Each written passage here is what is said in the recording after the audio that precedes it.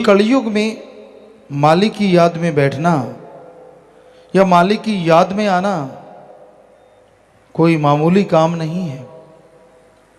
और बातों पे लोग कितना कितना टाइम बर्बाद कर देते हैं, लेकिन मालिक की याद में बैठना कोई मामूली बात नहीं है। पर जो भी साथ संगत इस मालिक की याद में, परमपिता परमात्मा की याद में सजी हुई है,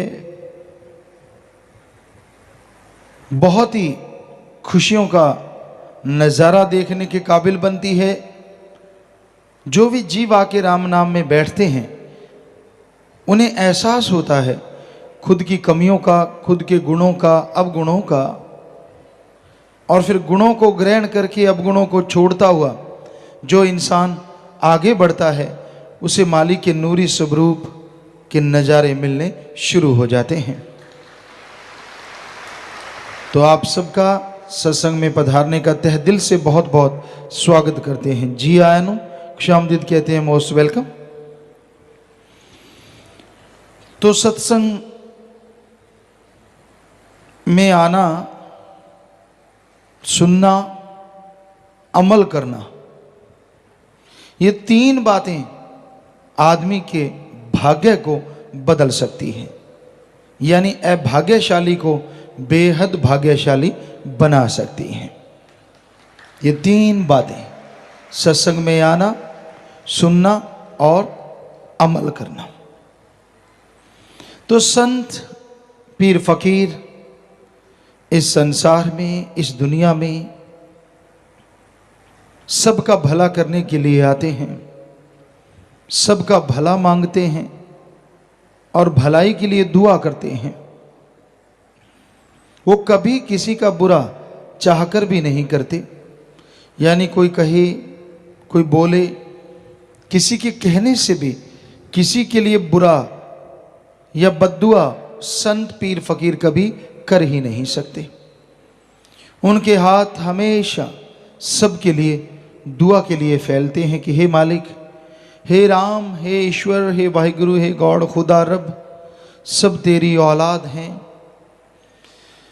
सबको सद्बुद्धि बख्श ताकि हर कोई तेरी भक्ति करे और आवागमन से आजाद हो सके। संसार भौतिकतावाद में पगलाया है। काम, वासना, क्रोध, लोभ, मोह, अहंकार, मनमाया, काल ने इन सातों द्वारा जाल बिछाया है और रूपी जीव इनके लालच में बुरी तरह से आया है। दिन रात इन्हीं का गुणगान करता है और इन्हीं में उलझता जा रहा है। और जब बुरी तरह से उलझ जाता है फिर बेहद परेशान होता है, क्योंकि जो गुनाह हुए, जो बुरे कर्म हुए, उनकी सजा भोगनी पड़ती है। और जब गुनाहों की सजा मिलती है, जब गुनाह भोगने पड़ते हैं, तब व्याकुल तड़फता इंसान सोचता है कि उसके साथ ऐसा क्यों हो रहा है। कोई न कोई पाप कर्म, कोई न कोई बुरा कर्म इंसान ने जो किया होता है, उसका फल जब चुकाना पड़ता है तो आत्मा व्याकुल हो जाती है, मन तिलमिला जाता है और बेहद दुखी होता है इंसान। तो इंसान को हमेशा मालिक से मालिक को मांगना चाहिए, तो अपने आप मालिक की दया में रहमत मिलती जाती है। संत, पीर, फकीर मालिक के नुमाइंदे होते हैं। हर जीव को मालिक से जोड़ना, हर जीव को काल के चक्रव्यूह से बाहर निकालना, ये संत, पीर, फकीरों का काम होता है। मन जब हावी होता है तो ये हकीकत है, बिगड़ा मन गुरु का न पीर का। जब मन हावी हो जाए, मनमते लोगों के टोले में फंस जाए, तो बड़े से बड़े भक्त भी गुमराह हो जाते हैं। इसलिए मन से लड़ना सीखो, भक्ति करो, गुरु पीर फकीर पे दृढ़ विश्वास रखो, दृढ़ यकीन रखो, क्योंकि संत गुरु कभी किसी का बुरा सोचते भी नहीं। उनका हर कर्म हर किसी के भले के लिए होता है। भला करना सिखाते हैं, भले के लिए प्रेरणा देते हैं और भला करते रहते हैं। जो जीव संत पीर फकीरों की बात सुन के अमल करता है, यकीनन बेइंतहा उसका भला होता है। आज संसार में हर इंसान सोचता है मैं सुखी हो जाऊं और ज़्यादा सुखी हो जाऊं। तरह तरह की योजनाएं बनती हैं, बिजनेस है, व्यापार है, काम धंधा करना चाहिए, किसी को भी कोई रोक टोक नहीं। हमारा कहने का मतलब इनसे आत्मिक शांति, आत्मिक आनंद या परमानंद पाया नहीं जा सकता। ठीक है, शरीर के लिए, परिवार के लिए आप कमाएंगे, वो भी मेहनत से, हक हलाल से, तो बेहद खुशियां रहेंगी। और कहीं आप बुरे कर्मों से, पाप गुनाहों से कमाते हैं, तो वो दौलत आपके लिए एक तरह का चक्रव्यूह बन जाएगी, जिसे आप छोड़ तो नहीं पाएंगे, पर दुखी दुखी दुखी होते रहेंगे। जब आदमी गुरु संत पीर फकीर की सुनता नहीं, मन मते और लोग और मन के कहने चलता रहता है, तो दुखी होता है। संतों को कभी किसी से कोई दुश्मनी नहीं होती। क्यों होगी दुश्मनी? किस लिए होगी? वो तो सबका भला करते हैं। उनका आसन ही ऐसा होता है कि चाहे कोई उन्हें गालियां दे, बुरा कहे, गलत बोले, फिर भी उसके लिए दुआ करते हैं। कोई भी बात कहते हैं जीव को समझाने के लिए, मालिक से किए गए कौल इकरार याद करवाने के लिए, और उनका कोई मकसद किसी को डराना, बहकाना या गलत रास्ते पे ले जाना नहीं होता। तो इसलिए भाई, संतों के वचन सुन के उन पे अमल जरूर करना चाहिए। आप संतों के वचन सुनो। और संत क्या कहते हैं? नशा ना करो। कोई भी नशा आपको बर्बाद कर देगा। कोई भी देवी देवता किसी भी नशे का भोग नहीं लगाता। यहां तक हमने पढ़ा है, महादेव जी ने भयानक नशा जो जहर था उसको अपने कंठ में धारण तो जरूर किया, लेकिन पीने का आह्वान किसी को नहीं किया। सो कोई भी देवी देवता किसी का घर बर्बाद नहीं कर सकता। इसलिए नशों को वर्जित माना गया। जब समुद्र मंथन हुआ, वेदों शास्त्रों में आता है, विष्णु पुराण में आता है कि जब, और भी कई जगह लिखा मिला, समुद्र मंथन हुआ, एक तरफ राक्षस थे, राक्षस प्रवृत्ति राक्षस, दूसरी तरफ देवता, किन्नर, गंधर्व आदमी। तो इन्होंने समुद्र को मथा। ये हकीकत भी हो सकती है, मालिक के खेल हैं, वो क्या बना दे, क्या करवा दे, कुछ कहा नहीं जा सकता।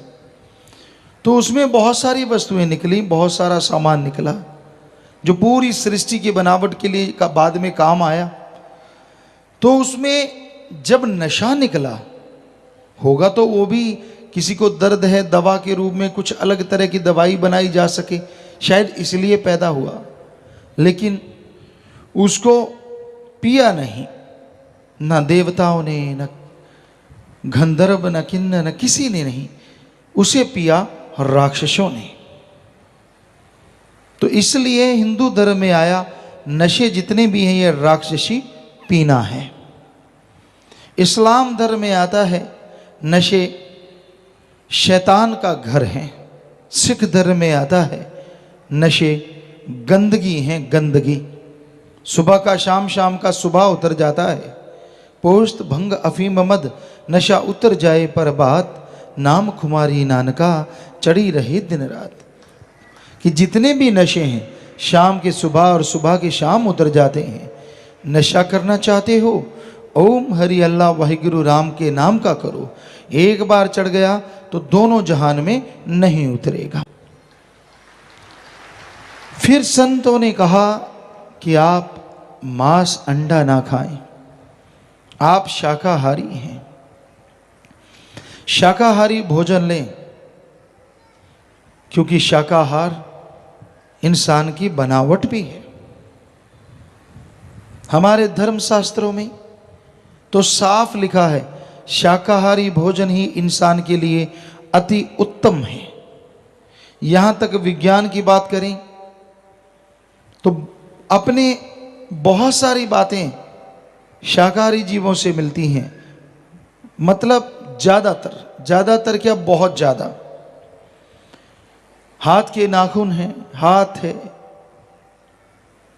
दांत हैं, जबड़ा है, क्योंकि मांसाहारियों के दोनों जबड़े लगभग हिलते हैं और शाकाहारी का एक जबड़ा हिलता है।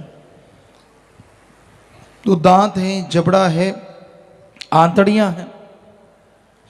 मांसाहारी की जो आंत होती है वो मालिक ने बनाई छोटी होती है।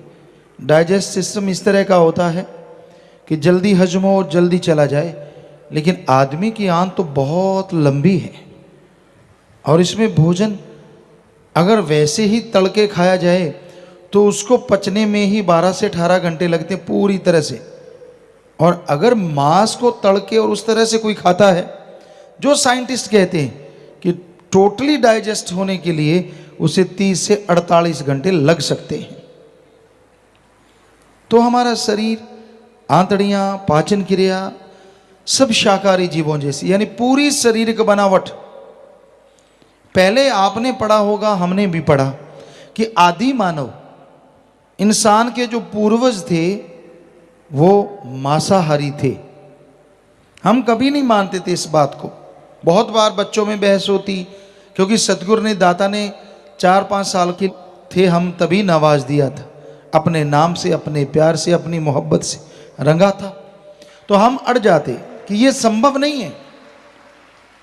कई विज्ञान की किताबें लेके आते, कई लोग कहते नहीं देखो ये सही है, आदमी के जो पूर्वज थे वो मांसाहारी थे। हमने कहा नहीं, ये सही नहीं है, विज्ञान गलत। और यकीन मानिए सतगुरु इतना कॉन्फिडेंस देते कि वो ही होता, और वाकई वो ही हुआ।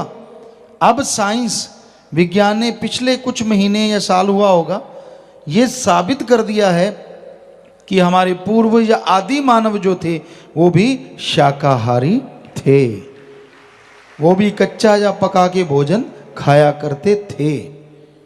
तो हमने बहुत पहले ये बात कही थी कि ये हो नहीं सकता, ये गलत है, ये विज्ञान की थ्योरी गलत। कि आदमी की शरीर की बनावट ही ऐसी नहीं, चाहे नाखून कैसे भी हैं, कैसे मुड़ जाते थे, लेकिन किसी पशु की चमड़ी को फाड़ना कोई आसान काम नहीं। या हाथों से शिकार करना होता तो आदमी पत्थर के हथियार, लकड़ी के हथियार क्यों बनाता? असल में वो पशुओं को मारने के लिए नहीं, आत्मरक्षा के लिए वो हथियार बने थे, जिसे विज्ञान ने कहा शिकार के लिए बने। जी नहीं, हम इसे भी गलत साबित करते हैं। वो शिकार के लिए हथियार नहीं बने थे, जो पत्थर के बने या लकड़ी के पहले बने, बाद में लोहे के बने, वो आत्मरक्षा के लिए। क्योंकि मांसाहारी शेर, चीता वो आदमी को भी खाना चाहते थे, उनका तो भोजन है। तो आदमी लड़े, कोशिश की अपने नाखूनों से, अपनी पावर से, तो उनको जीत नहीं पाए। फिर उन्होंने अपने दिमाग का इस्तेमाल किया और उस दिमाग से उन्होंने ऐसे ऐसे हथियार बनाए जो उन पशुओं को पछाड़ने लगे। और आदमी गुस्सा इतना आया कि वो पछाड़ता ही नहीं था, उनको खाने भी लगा। पर जैसे जैसे गुरु आते गए, गुरुओं के संपर्क में वो आते गए, क्योंकि मालिक के प्यारे तो आते ही रहे, तो उन्होंने उनको समझाया कि ये गलत है, ये तो पशुओं का खाना है, हम अलग हैं, पशु अलग है। तो कुछ लोग, क्योंकि शुरू में तो अन्न ही खाते थे, पका के खाते थे, कच्चा खाते थे, ज़्यादातर कच्चा खाते थे। तो फिर जब उनको गुस्सा आता कि पशुओं ने हमारे ऐसे मार दिया ऐसे, तो पशुओं को वो खाने लगे थे। और फिर गुरुओं ने, संतों ने आके समझाया, गुरु आते रहे, संत आते रहे, तो फिर लोगों ने धीरे धीरे चीज छोड़ दी। और आज तो करोड़ों में है, जो शाकाहारी हैं, जो वाकई मालिक की उस कुदरत की बनावट को बिल्कुल सार्थक कर रहे हैं और मान रहे हैं। तो मांस अंडा नहीं खाना चाहिए। मांस में कोई ज़्यादा ताकत नहीं होती। अंडे में 13 से 15% प्रोटीन है और चिकन में हमारे ख्याल से 20 से 23.5% प्रोटीन होगा। जबकि दालें हैं, मूंगफली है, इनको अगर माने तो इनका 25 से 30% प्रोटीन इनमें पाई जाती है, जो शरीर को मसल बनाती है, पावरफुल बनाती है। तो शाकाहारी चीज़ों में ताकत ज़्यादा है। और सोयाबीन को तो कहना ही क्या है। सोयाबीन में 43 से 45% प्रोटीन पाई जाती है। अंडे से सीधी 3 गुना, चिकन वगैरह से सीधी डबल। और भी नए नए तरीक़ों से सोयाबीन का दूध है, पनीर है, यहाँ भी रिसर्च की जा रही है। आश्रम में भी ये बनने लगा है थोड़े स्केल पे। जब बड़ा बनेगा तो ये सेवादार बताएंगे। तो उसे वाकई अपने आप में वो एक अलग चीज़ है, बहुत ही फायदेमंद है। बड़े बड़े डॉक्टर इस बात को स्वीकार करने लगे हैं। तो आदमी बना ही शाकाहारी है, शाकाहार के लिए। और धर्म भी कहते हैं, मांस मछुरिया खात है, सुरापान के हेत ते नर जड़ से जाएंगे जो मूली का खेत। जमींदार भाई जानते हैं, गाजर मूली बो दो खेतों में, और जब उस फसल को लेते हैं तो खेत में बकाया क्या रहता है? कुछ बाकी चीज रह जाती है? जी नहीं, क्योंकि वो गाजर मूली को खींचते हैं तो वो खेत में कुछ भी नहीं रहता। उसी तरह जो मांसाहार का आहार करते हैं वो मालिक की निगाह से दूर हो जाते हैं और जन्मों जन्मों के चक्कर में, फेर में अटक जाते हैं, निशान उनका खत्म हो जाता है। इसलिए मांसाहार नहीं करना चाहिए। आज दुनिया के बहुत से लोग, बहुत जगहों पे ऐसा होने लगा है, आदमी का मांस खाने लगा है। बच्चों को, छोटे से बच्चे होते हैं, माँ के गर्भ से निकाला जाता है, उनका कहीं सूप बनाते हैं, कहीं अचार बनाते हैं, कहीं डिब्बाबंद मांस बनाया जाता है। उसमें आदमी के बच्चे को साफ करता है काट के, फिर उसको तलता है, भूनता है। डिब्बा बंद मांस औरतें भी खरीदती हैं, आप देख सकते हैं। इनका अचार तक डाला जाता है छोटे से बच्चे का।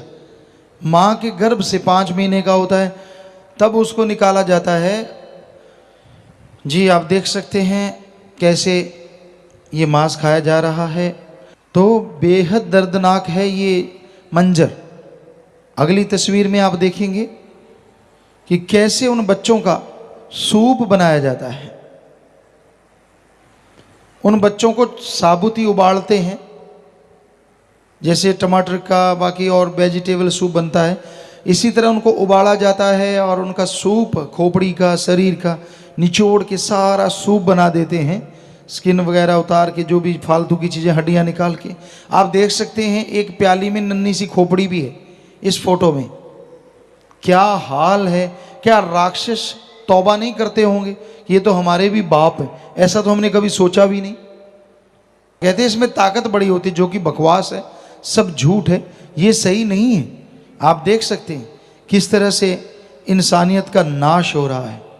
अपने देश में देखते हैं, जब 2 लड़कियां हैं या एक लड़की तीसरी आने वाली हो तो उसका अबॉर्शन, सफाई करवा देते हैं, और वो सफाई उस बच्ची को या तो गर्भ में ही इंजेक्शन लगाते हैं या फिर उसके टुकड़े टुकड़े कर दिए जाते हैं। यहाँ ऐसे सत्संगी बैठे हैं जिन्होंने अपनी बेटी को बेटे से बढ़ के प्यार दिया और बेइंतहा खुशियाँ वो ले रहे हैं। हमें बड़ा गर्व है ऐसे लोगों पे, ऐसे माँ बाप पे, कि जिन्होंने अपने सदगुरु की बात को निभाया। कोई और बच्चा नहीं लिया कि ठीक है बेटी हो गई, ठीक है, ये बेटी को ही सब कुछ माना। तो भाई आइंदा आप कोई भी ना तो भ्रूण हत्या करेंगे ना करने देंगे, ये आपसे प्रार्थना है। तो आप हाथ खड़ा करके कसम खाएं कि हम किसी भी किस्म की कोई भ्रूण हत्या नहीं करेंगे ना करने देंगे।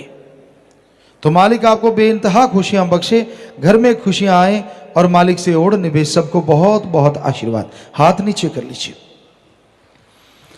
तो बेहद खुशी होती है जब आप वायदा करते हैं। आप नहीं करते कोई बात नहीं, करने भी ना दें, आजकल कानून बन गए हैं। बल्कि हम सारी साथ संगत से कहते हैं, कहीं भी कोई बेटी को मारने जा रहा है, आप उससे ले लीजिए और हमें दे दीजिए। आपको पता है यहाँ शाही बेटियां बसेरा है, उनका पालन पोषण करेंगे, एसी रूम से इनके बढ़िया गाड़ियों पे स्कूल जाते हैं। तो जहाँ हमारी करोड़ों बेटियां हैं, कुछ और बेटियां आ जाएंगी तो कुछ फर्क पड़ने वाला नहीं। ये आपसे गुजारिश है। तो भाई, ये मांसाहार इंसान को शैतान बना रहा है। फिर तीसरा परहेज, पर नारी पैनीशुरी मत को इलायो अंग, रावण के 10 शीश गए पर नारी के संग। इस्लाम धर्म में पवित्र कुरान मजीद शरीफ में लिखा है, जायज रिश्ता अख्तियार करो, नाजायज रिश्ता दोज़ख की आग में जलाएगा। अगर ऐसी हराम खोरी करोगे तो दोनों जहां में दोज़ख की आग जलाती रहेगी। यानी कैरेक्टरफुल बनिए। आप पति पत्नी का रिश्ता जायज है, इसके अलावा कोई भी रिश्ता कहीं भी आप इस तरह का जोड़ते हैं तो वो नाजायज है। ऐसा ना करें, ये महापाप है। 1 लाख पूत 1.25 लाख नाती, 13 घर दिया न बाती। जिसके 1 लाख बेटा 1.25 लाख नाती थे, उसने सीता जी को उठाया पर नारी, तो उसका हश्र क्या हुआ? क्योंकि सीता जी नहीं चाहते थे, वो तो अपने राम के पुजारी थे और रावण ने उठाया, जबरदस्ती की उसके साथ। और फिर उसका हश्र 1 लाख पूत 1.25 लाख नाती, 13 घर दिया न बाती। तो ऐसा हश्र हुआ, इतना बुरा हश्र हुआ। और ये बात हकीकत में है, यही सच्चाई है। सिख धर्म में भी आता है, रिश्ते इंसानों में होते हैं, पशुओं में न के बराबर। जिस दिन आदमी पशु बनेगा, इधर भी नरक उधर भी नरक। और एड्स या भयानक बीमारियां जो आ रही हैं, ये पशु से आई हुई बीमारियां हैं। आदमी यहां भी भोग रहे हैं और आगे भी भोगेंगे। 80-80, 100-100 किलो के नौजवान आते हैं, यहाँ कई बीमार आते हैं, 40 किलो वजन रह गया, नर कंकाल, मौत मांगते हैं, मौत नहीं मिलती। ऐसी भयानक बीमारियां। तो ये बुरे कर्म ना करो। ये हमारे दाता रहबर मालिक, कुल मालिक रहबर साईं मस्ताना जी महाराज, शास्त्र राम जी महाराज ने हमें शिक्षा दी और अब वो ही बुलवा रहे हैं। हम तो खाकसार चौकीदार आपके सेवादार हैं जी। तो इन बुराइयों से परहेज करो। और आज आपको ये बताएं, यहां तक बेटियों की चर्चा हुई, हम दावे से कहते हैं, अपने तजुर्बे से कहते हैं, सतगुरु हर तरह का तजुर्बा करवा रहा है। हमने बेटे भी बना बना देखे, सभी बेटे हैं आप और बेटियां भी, तो बेटे भी कम नहीं हैं। पर अगर ये समाज को देखें, ये समाज पुरुष प्रधान है, इसमें बेटे आगे आ रहे हैं। कोई छोटी बात तो नहीं, बहुत बड़ी बात है। लेकिन हमारी बेटियां जो परमार्थ में, सेवा में, नेक कामों में आगे बढ़ रही हैं, ये बेमिसाल बात है, बेमिसाल। शायद पूरे देश में ऐसी मिसाल नहीं होगी। यहाँ ये बेटियां, ये हमारी बच्चियां नेकी में, मानवता भलाई में, भले कामों में डट के आगे बढ़ रही हैं, डट के आगे बढ़ रही हैं। पूरे समाज की परवाह नहीं करती। क्या क्या इल्जामात नहीं लगाए जाते इन पे, क्योंकि लड़की पे लगाना बड़ा आसान होता है, उस पे थोप देना, ये ऐसी है, ये वैसी है, ये वो करती है, ये फला करती है। लड़की किसी को कहे तो भी लोग मानते जल्दी हैं। क्या क्या नहीं किया गया, समझदार को इशारा काफ़ी। लेकिन इनके हौसलों को कोई राई भर ना डुला पाया और मालिक से दुआ ना कोई डुला पाए। इतनी हिम्मत मालिक ने दी, इतनी रहमत है। जो मानवता के लिए निकल लिए, बेप्रवाह जी ने वचन फरमाए हैं, बन के प्रेमी फिर दिल नू डुलाउणा की, अगे नू बधा के पैर पिछे नू हटाउणा की। हमें मान है हमारी इन बच्चियों पे, हमारी बेटियों पे और बेटों पे भी, क्योंकि जवानी आज इतना कुछ कर रही है। नौजवान क्या क्या नहीं गुल खिला रहे, नशे करते हैं गंदे से गंदा, और वैश्यावर्ती करते हैं। समलैंगिकता में सभी तरफ से बुरा हाल है। पर धन्य ये जवानियां दोनों तरफ की जो इतनी आगे बढ़ रही हैं। अधेड़ अवस्था, बुजुर्ग सब ही धन्य हैं जो इस कलयुग में मालिक की याद से जुड़े हुए हैं। तो ये कोई छोटी बात नहीं है प्यारी साध संगत जी, बहुत बहुत बड़ी बात है कि हमारे बेटे, ये बेटियां, सब लोग इतना मालिक के नाम पे परमार्थ में तन मन धन से हर क्षेत्र में तरक्की कर रही हैं और हर तरह का मुसीबत पहाड़ जैसी भी आती हैं उसको चकनाचूर करते हुए राम नाम के मार्ग पे बढ़ रही हैं और बढ़ती रहेंगी। दोनों तरफ से ये रूहें बढ़ रही हैं, दोनों तरफ से, आदमी है, औरत है। जिसको राम नाम की लौ लग जाए, अरे बुल्ले को कंजरी कहा गया।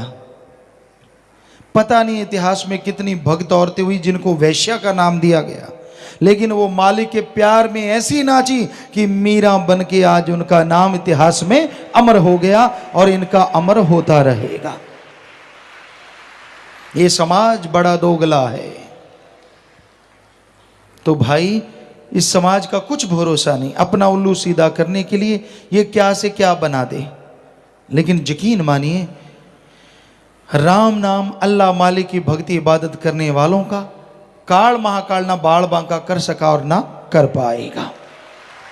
ये बेपरवाह जी के वचन हैं, शायद पुराने सत्संगियों ने सुने होंगे कि तीनों वचनों पे पक्का हो, सुमरन करता हो, सेवा करता हो।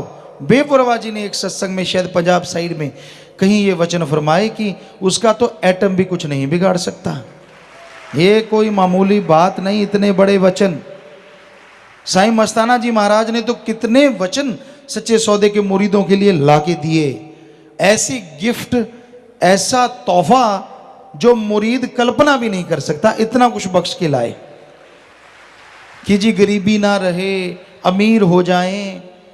और यहाँ कितने सत्संगी बताते हैं, मेरे पास साइकिल था, मेरे पास कुछ भी नहीं था, ढंग का घर नहीं था, कोई सोच ही नहीं थी, और मालिक ने हवा में उड़ार करवा दी, कारों पे बिठा दिया, पता नहीं क्या से क्या बख्श दिया, और वो बख्शते रहेंगे। तो भाई हकीकत हम कोई अपनी बड़ाई नहीं कर रहे, अपने मालिक दाता रहबर की, जिन्होंने सच्चा सौदा बनाया।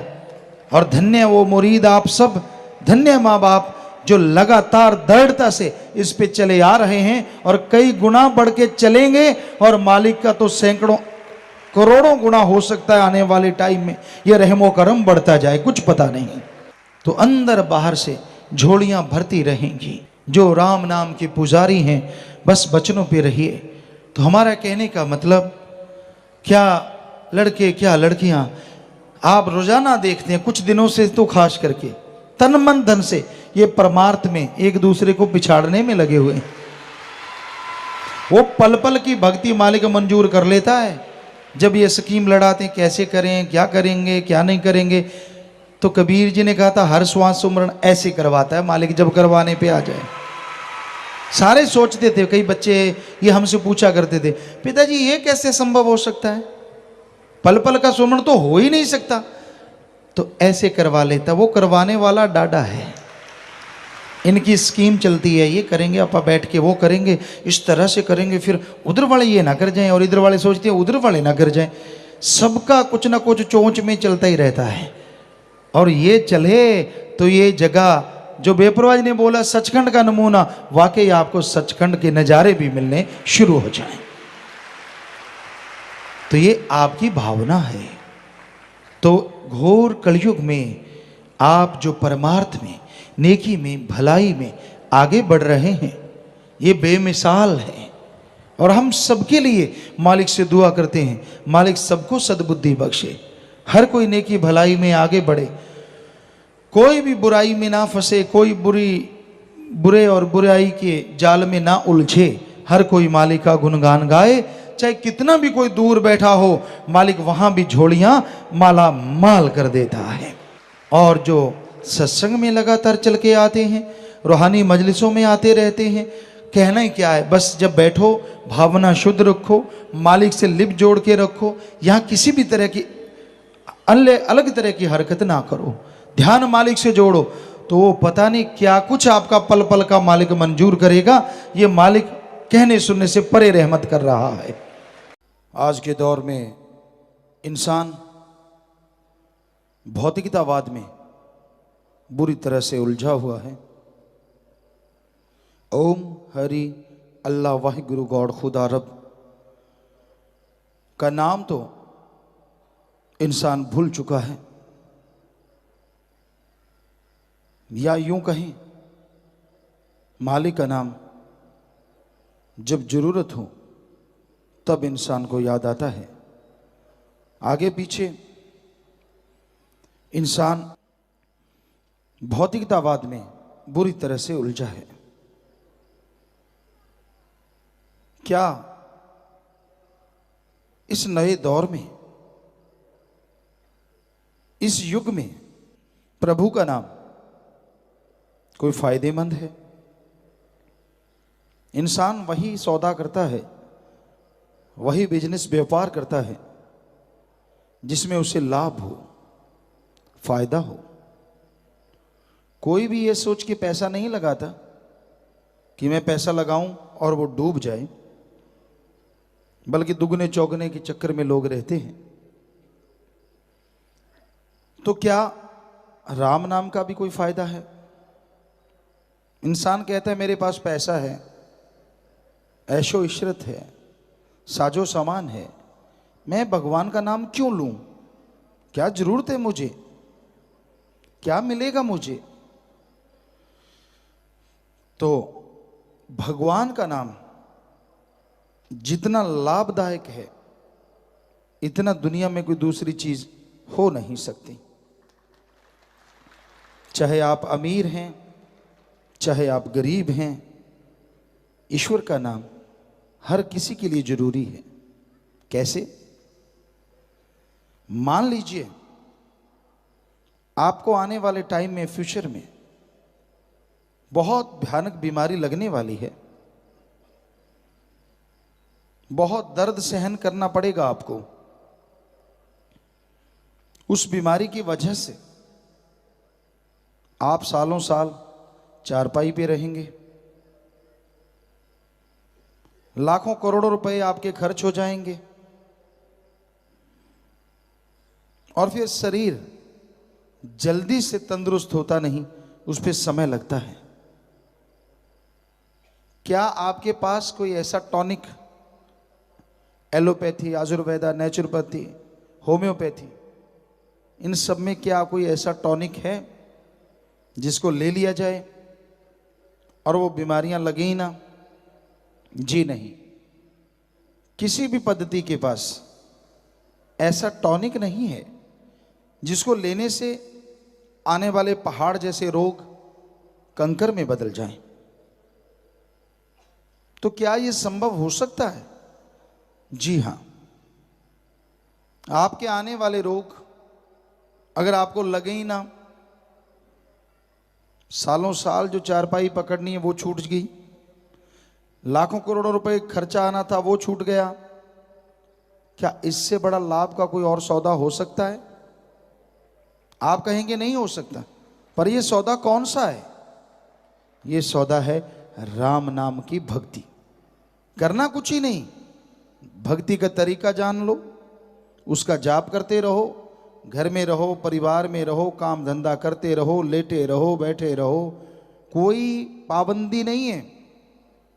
सुमरन कीजिए जीभा से या ख्यालों से, तो किया गया राम का नाम, जपा गया राम का नाम, आपके आने वाले पहाड़ जैसे कर्म को कंकर में बदल देता है। कोई ऐसा लाभ का सौदा? सर्व रोग का औषध नाम, कल्याण रूप मंगल गुणगाम। सभी रोगों की मुकम्मल दवा है प्रभु का नाम, ईश्वर का नाम।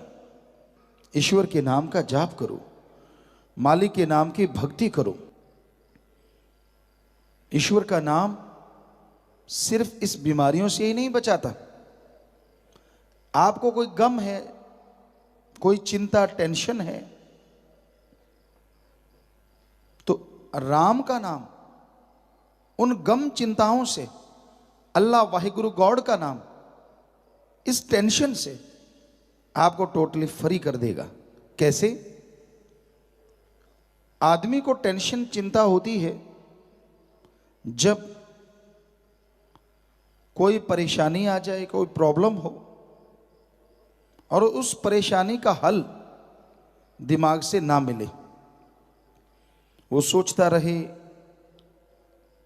अंदर ही अंदर ध्यान करता रहे, दिमाग पे पूरा जोर दे, लेकिन उस समस्या का कोई हल ना मिले, तो क्या होता है, आदमी के अंदर वो प्रॉब्लम, वो समस्या घूमने लगती है।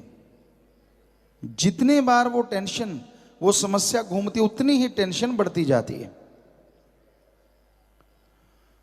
तो फिर कैसे? क्योंकि किसी को बता नहीं सकते आप, खुद आपका दिमाग जवाब दे जाता है, और जितनी बार वो समस्या, वो टेंशन वाली बात घूमती रहेगी, आपकी टेंशन और बढ़ती जाएगी। ये मनोविज्ञान कहती है। फिर राम नाम कैसे दूर कर देता है टेंशन? आप को अगर ऐसी समस्या है, ऐसी प्रॉब्लम है, आप घंटा सुबह घंटा शाम मालिक की याद में बैठिए, प्रभु की याद में बैठिए।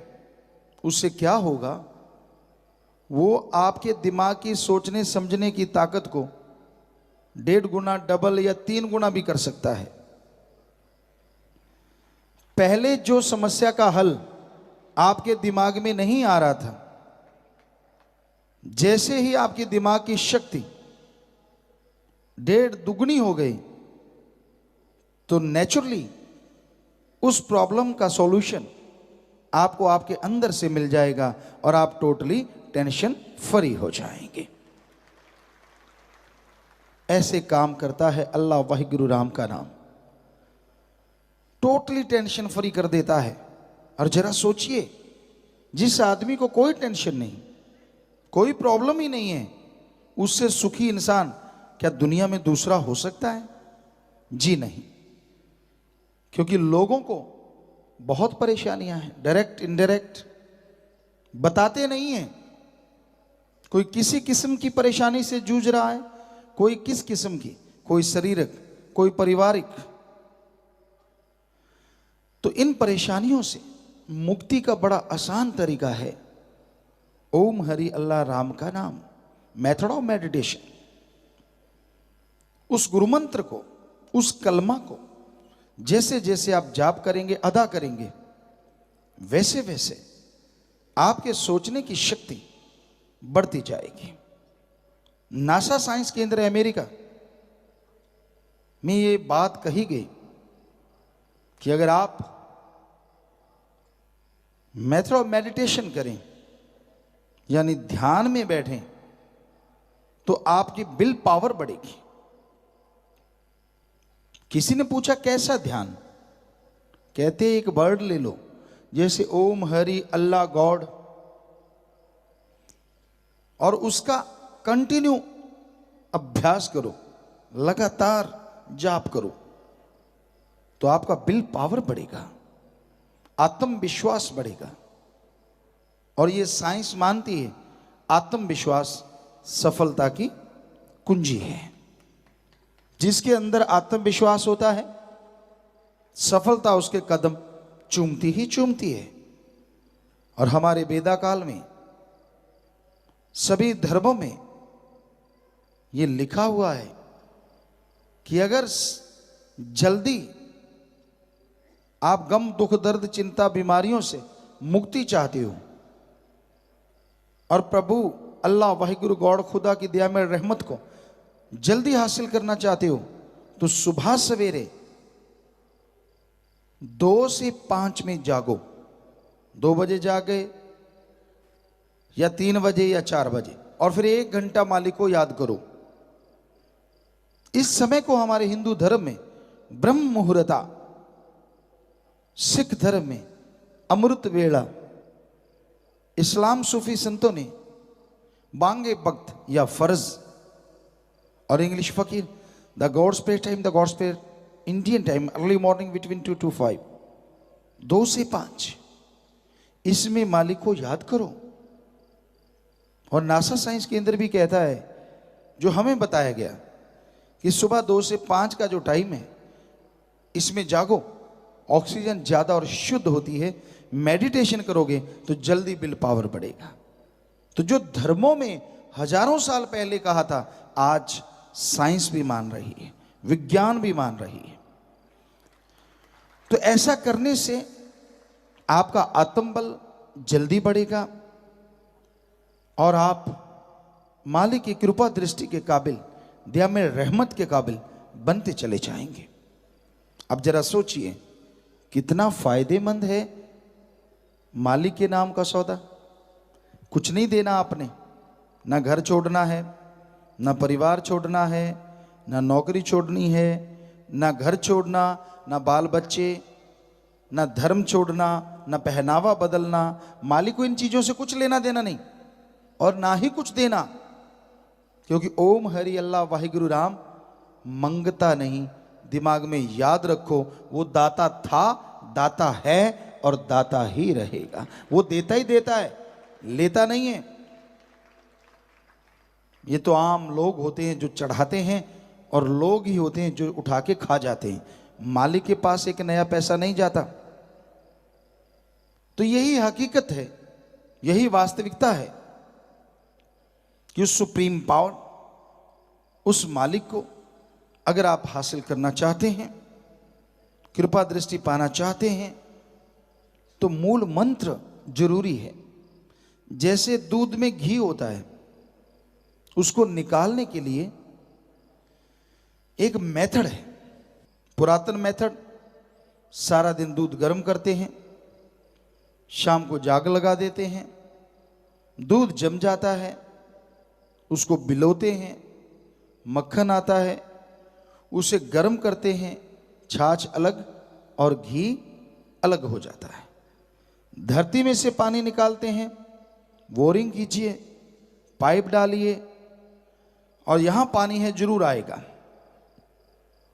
सरसों तिलों के दानों में तेल है, कोहलू होते हैं, उनमें उनको पिसवा दीजिए, पिड़वा दीजिए, तो उसमें से तेल अलग हो जाता है और उसका फालतू का सामान अलग चला जाता है।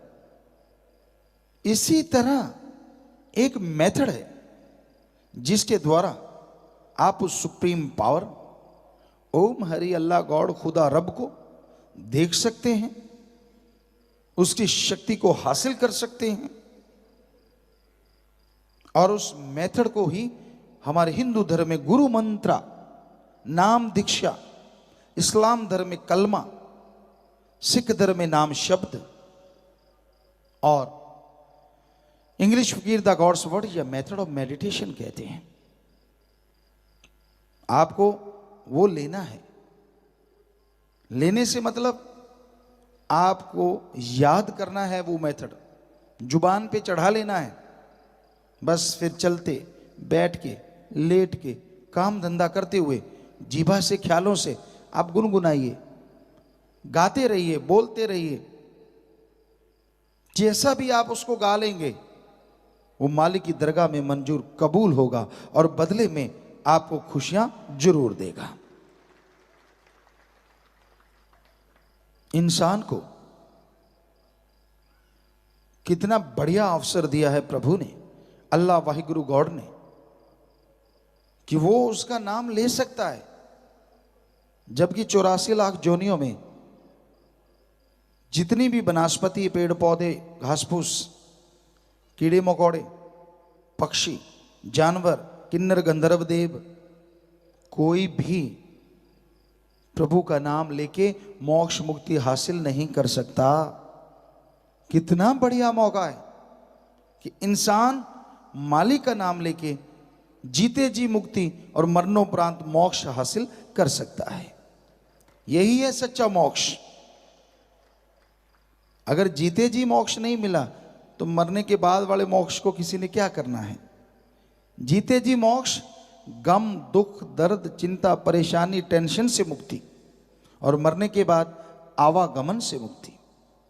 ये संभव है अगर आप मालिक का नाम जपते हैं। अहंकार छोड़ दीजिए, खुद ही छोड़ दीजिए, सब कुछ वो देने वाला है। दीनता नम्रता धारण करे रखिए। चाखा चाहे प्रेम रस, राखा चाहे मान, एक म्यान में दो खड़ग, देखा सुना न कान। कि एक तरफ आप भगवान अल्लाह राम मालिक गॉड खुदा की दया में रहमत को पाना चाहते हैं, और दूसरी तरफ आपके अंदर अहंकार है। मैं ऊंचे धर्म से, मेरे पास पैसा, मेरी राज पहुंच, मेरे बहुत सारे बच्चे, मेरे पास इतनी जमीन जायदाद, कोठियां बंगले बगीचे। जितना अहंकार करते जाओगे उतना मालिक से दूर होते चले जाओगे। इसलिए कबीर जी ने लिखा, चाखा चाहे प्रेम रस, राखा चाहे मान। एक तरफ अहंकार है, घमंड है, एक म्यान में दो खड़ग, देखा सुना न कान। अगर आप अहंकार करते हैं, खुद ही करते हैं, तो वही आपके अंदर रहेगी, खुदा नहीं, राम नहीं। और अगर उससे प्यार करते हैं तो आपके अंदर अहंकार नहीं बल्कि दीनता नम्रता होगी, और प्रभु के कण कण में, जर्रे जर्रे में दर्श दीदार जरूर होंगे। इसलिए खुद ही ना आने दो अपने अंदर। दाता को कभी ना भूलो। ये ना हो कोई दात मिल जाए और आप दाता को भूल जाओ। ये तो सब उसकी नियामतें हैं, ये तो सब उसका रहमो करम है। वो चाहे पत्थर पे भी ऐसा रहमो करम कर दे, भगवान बना डाले, और वो चाहे कोई भगवान कहलाने वाले को धरती में खाक कर दे। रावण अपने आप को भगवान ही समझता था। क्या नहीं था उसके पास? बहुत बड़ा साइंटिस्ट, एटम परमाणु कंधे पे लेके घूमता था, जब चाहे बरसात करवा लेता था, सूरज क्या चंद्रमा की रोशनी से भी खाना बना लेता था, सफल क्लोन ज्ञाता था। उसके खुद के तो 3 या 5 बेटे थे, बाकी सब क्लोन थे। और आगे सफल क्लोन गया था, क्योंकि आगे उन बच्चों के भी बच्चे थे, यानी 1.25 लाख आगे पोते थे, नाती थी। कितना बड़ा साइंटिस्ट था वो। पर उसने अपने आप को ये समझा, मेरे जैसा कोई हो ही नहीं सकता। अहंकार किया। 1 लख पूत 1.25 लाख नाती, तैरावन घर दिया ना बाती। सब कुछ खाक में मिल गया। इसलिए दीनता नम्रता जरूरी है। पता नहीं मालिक ने और क्या बख्श देना है। भगवान अल्लाह वाहिगुरु गॉड खुदा रब के दर पे जो झुक गया सो पा गया, जो तड़ गया सो गवा गया। जितनी दीनता नम्रता कोई धारण कर लेता है, उतनी जल्दी उसकी झोलियां मालिक के रहमो करम से भरती चली जाती हैं, और वो अंदर बाहर से माला माल होता चला जाता है। तो आप अपने जमीर को जगाइए, कभी भी अहंकार ना आने पाए। ईश्वर का नाम लीजिए, अति जरूरी है। क्योंकि अगर आप गुरु मंत्र से जुड़ जाते हैं, मालिक के नाम से जुड़ जाते हैं, तो आपके पास एक मेथड है, आपके पास एक युक्ति है। कभी भी आपको कोई गम आता है, कोई चिंता आती है, कोई टेंशन आता है, तो उस युक्ति का अगर इस्तेमाल करेंगे तो वो गम, चिंता, टेंशन दूर होती चली जाएगी। और अगर आप सुख शांति में कंटिन्यू लगातार उस युक्ति से अभ्यास करते रहेंगे, नियम बना लीजिए कि चलो आधा घंटा सुबह शाम, घंटा सुबह शाम भक्ति इबादत करेंगे करेंगे, तो आपको दुख दर्द परेशानी आएगी नहीं। दुख में सुमरन सब करें, सुख में करे ना कोई। जो सुख में सुमरन करे तो दुख काहे को होए। दुख में, परेशानी में, तकलीफ में हर कोई राम राम, अल्लाह अल्लाह, गॉड गॉड करता है। अगर आप सुख शांति में मालिक को याद कर लें तो आपको कोई दुख दर्द परेशानी आ ही नहीं सकती। उदाहरण के तौर पे, पढ़ने वाले बच्चे जब पेपर नजदीक होते हैं, वाह क्या भगवान के भक्त बन जाते हैं।